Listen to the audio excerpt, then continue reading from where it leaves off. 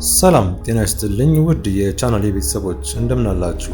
ዛሬ ግንቦት 10 ቀን 2018 ዓ.ም የቤቶች ልማት ኮርፖሬሽን ያወጣውን እጅግ ተስፋ ሰጪ መረጃ ይዘንላችሁ ቀርበናል።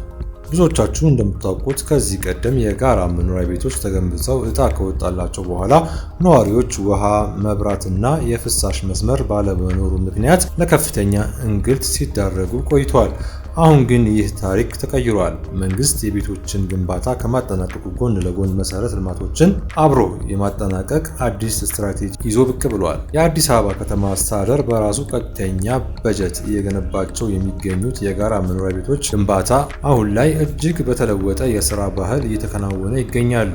እንደ ኮርፖሬሽኑ መረጃ ከሆነ ግንባታዎቹ 24/7 ወይም በቀን 24 ሰዓት በሳምንት 7 ቀን ያለ እረፍት እየተከናወኑ ነው። ዋናው ትኩረት የቤቶቹን ጥራት ሳይቀንሱ ግንባታ ፍጥነትን መጨመርና ዲዛይኖችን በማሻሻል ለመኖር ምቹ የሆኑ ቤቶችን መፍጠር ነው። በተለይ በአቃቂ ቃሊቲ ክፍለ ከተማ የሚገኘው የወርቁ ሰፈር ሳይት አዲስ የመኖሪያ መንደር ግንባታ ለዚህ ትልቅ ማሳያ ሆኗል። በዚህ ሳይት ላይ የንጹህ ውሃ መጠጥ ዝርጋታ፣ የኤሌክትሪክ መስመር ዝርጋታ እና የፍሳሽ ማስወገጃ መስመሮች ከመቼውም ጊዜ በላይ በጥራት እና በቅንጅት የተሰሩ ይገኛሉ። ከዚህ ጎን ለጎን የሳይት ወርክ ወይም የሰፈሩ ውበትና መንገዶች ግንባታም ተጠናክሮ መቀጠሉ ታውቋል። ይህ የተቀናጀ የመሰረተ ልማት ግንባታ ለምን አስፈለገ ለሚለው ጥያቄ ኮርፖሬሽኑ ሲመልሱ ከለውጡ በፊት የነበሩ ቤቶች መሰረተ ልማት ሳይሟላላቸው ለነዋሪዎች መተላለፋቸው በዜጎች ላይ ከፍተኛ የኢኮኖሚና የማህበራዊ ጫና ሲያሳድር ነበር።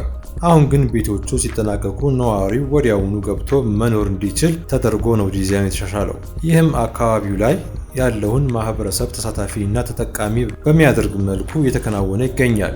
ውድ የቻናሌ ተከታታዮች፣ ይህ ዜና ለብዙ ቤት ፈላጊዎች ትልቅ ተስፋ የሚሰጥ ነው።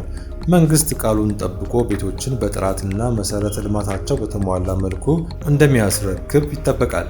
እኛም የወርቁ ሰፈርን ግንባታ እና ሌሎች ሳይቶችን በቅርብ የተከታተልን መረጃውን ለእናንተ የምናደርስ ይሆናል። ለነበረን ቆይታ ከልብ እናመሰግናለን። መረጃው ለሌሎች እንዲደርስ ላይክ እና ሼር ማድረጋችሁን አትርሱ።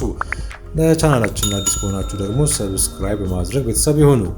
ለማንኛውም የሪል ስቴት ማስታወቂያ እና የደህንነት ካሜራ ተከላ አገልግሎት በስልክ ቁጥር 0956565555 ይደውሉልን።